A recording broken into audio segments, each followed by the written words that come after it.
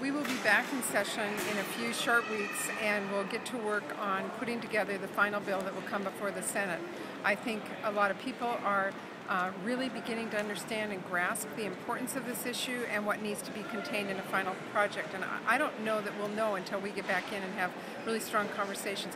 I've talked with a number of people who have told me amazing stories, just average families who thought they had good insurance, were paying for it, found out it didn't cover what they needed, businesses who can't buy insurance today, and a lot of them are telling me the only way it will really work for them is a public option. So I think it's very important that we keep that on the table and work as hard as we can to get it. What do you think of the co-op option? Do you think that could qualify as a public option? Well, I haven't seen the final details on how it would be put together. Of course, we have a co-op here in this region that people are very familiar with, but without the large number of people to support a co-op idea, I need to see more details on how it would actually work. So this morning we had Congressman Reichert on our air, and he basically was saying, oh, look at what the outrage and the anger at these town halls is accomplishing.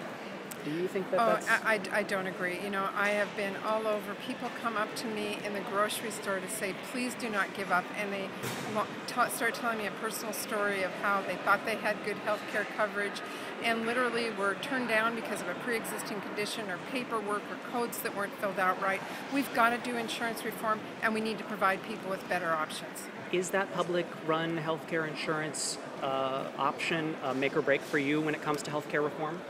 I want to see a health care reform package that passes the Senate and the House and goes to the President that actually truly changes the story for a lot of people. So I'll wait and see what the details are before I vote.